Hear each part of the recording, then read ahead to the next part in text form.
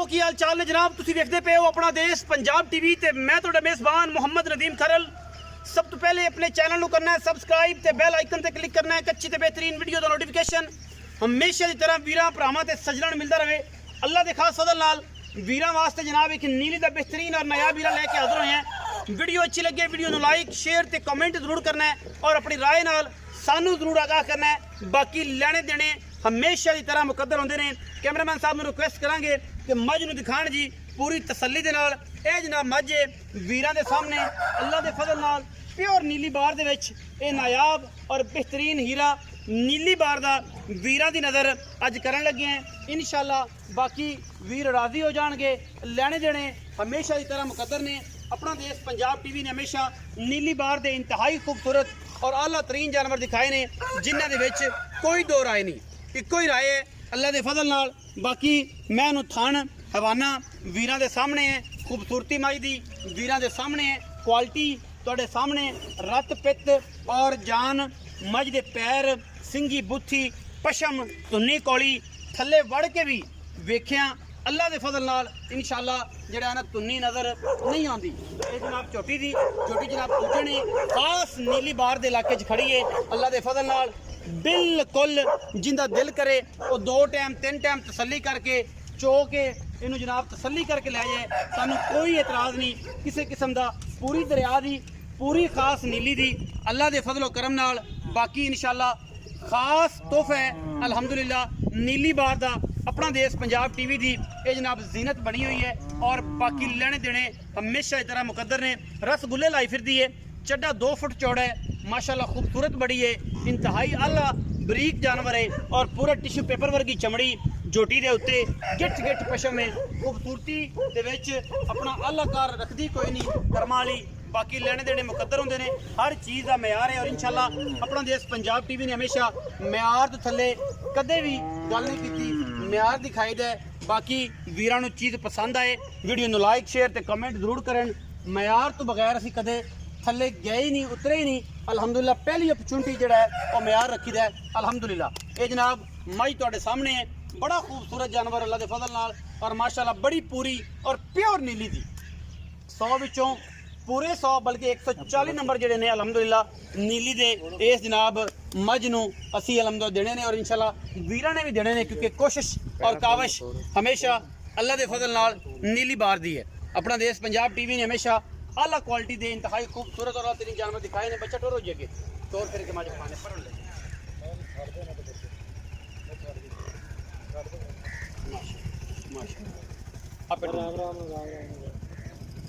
अल्लाह दे फजल नाल हर पासों पूरी खूबसूरत तरीन जानवर है, इंतहाई खूबसूरत और आला जानवर। कोई वादा घाटा नहीं, जिन्ना चड्डा अगे उन्ना ही हवाना पिछे।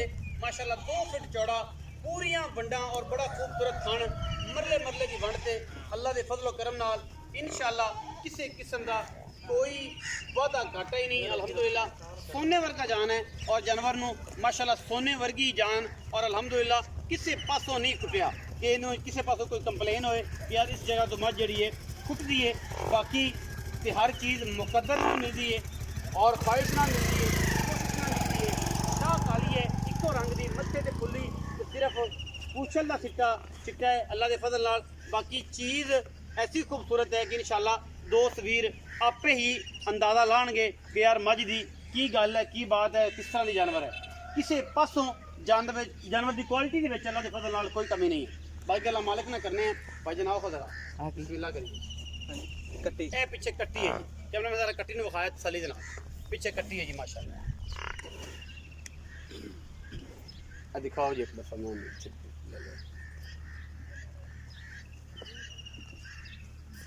थोड़ी जी कैमरे तो डरती पई बाहर दी। मैं आ जाओ कोई नहीं कर ले आओ जी।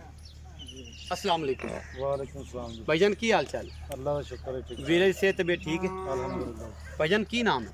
शफकत अली। शफकत अली। भाई शफकत मझ जी विखाई है एक किनवे सूए है, कदों की सूई है, व्यापार दी है, घर दी है, की डिटेल है? भाईजान घर दी मझ है जी। घर दी मझ ठीक है, चौथा दिन है सूई नूं। 4 दिन हो गए, चौथा दिन मझ नूं सूई नूं, घर दी मझ। जी। अच्छा जी।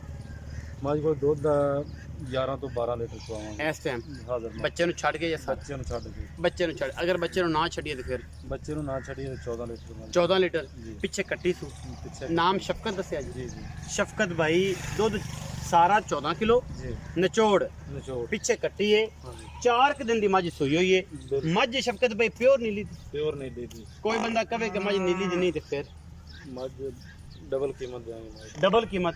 ਕਿਸੇ ਪਾਸੋਂ ਕੋਈ ਕੁਆਲਿਟੀ ਵਿੱਚੋਂ ਕੋਈ ਵਾਧਾ ਘਾਟਾ, ਕਿਸੇ ਪਾਸੋਂ ਥੋੜ੍ਹੀ ਤੇ ਨਹੀਂ ਮੱਝ।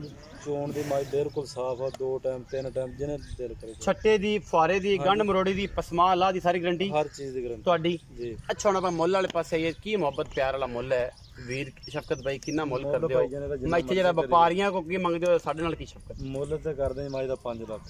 ਸ਼ਫਕਤ ਭਾਈ ਸਾਡੇ ਨਾਲ ਵਪਾਰ ਵਾਲੀ ਗੱਲ ਆ, ਸੀ ਕਿ ਤੁਹਾਡੇ ਬੱਚੇ ਸਾਰੇ ਦਿਨ ਜਰੀ ਪਾਣੀ ਹੈ, ਸੋਟਾ ਮਾਰੀ ਰੱਖਣਾ, ਬੈਠੇ ਰਹਿਣਾ, ਉਹ ਕੰਮ ਨਹੀਂ। ਸਾਡੇ ਨਾਲ ਫਾਈਨਲ ਜੀ ਗੱਲ ਕਰੋ ਪਿਆਰ ਵਾਲੀ ਕਿ ਨਦੀਮ ਭਾਈ ਹੈ 4.5 ਲੱਖ ਰੁਪਏ। 4.5 ਲੱਖ ਇਹ ਫਾਈਨਲ ਮੁੱਲ ਹੈ। ਸਾਨੂੰ ਕੋਈ ਸਾਡੇ ਆਇਆ ਕੋਈ ਲਵ ਯੂ ਹੋ ਜਾਏਗਾ, ਮਤਲਬ ਅਸੀਂ ਆਏ ਆ ਕੋਈ ਸ਼ਫਕਤ ਕਰੋਗੇ ਥੋੜਾ ਬਹੁਤ ਹੋ ਜਾਏਗਾ ਕਿੰਨਾ? ਜਿਹੜਾ ਕੋਈ ਮਤਲਬ ਪਿਆਰ ਮਾ ਕੋਈ ਦੱਸੋ ਸ਼ਫਕਤ। 5-10 ਹਜ਼ਾਰ ਦਾ 10,000 ਮਤਲਬ 4,40,000 ਰੁਪਏ ਫਾਈਨਲ ਤੱਕ। ਜੀ।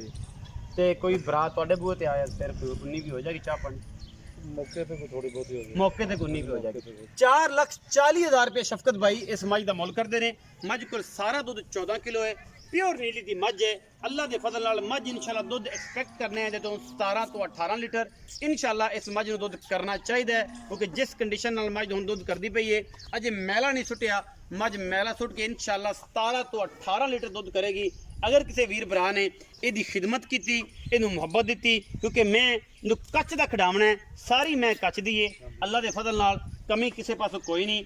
ਇਨਸ਼ਾਅੱਲਾ 2 ਫੁੱਟ ਚੌੜਾ ਮੈਂ ਇਹਦੇ ਕੋਲ ਆਵਾਨਾ ਹੈ, ਔਰ ਉਨੀ ਮੱਝ ਅੱਲਾ ਦੇ ਫਜ਼ਲ ਨਾਲ ਖੂਬਸੂਰਤ ਹੈ।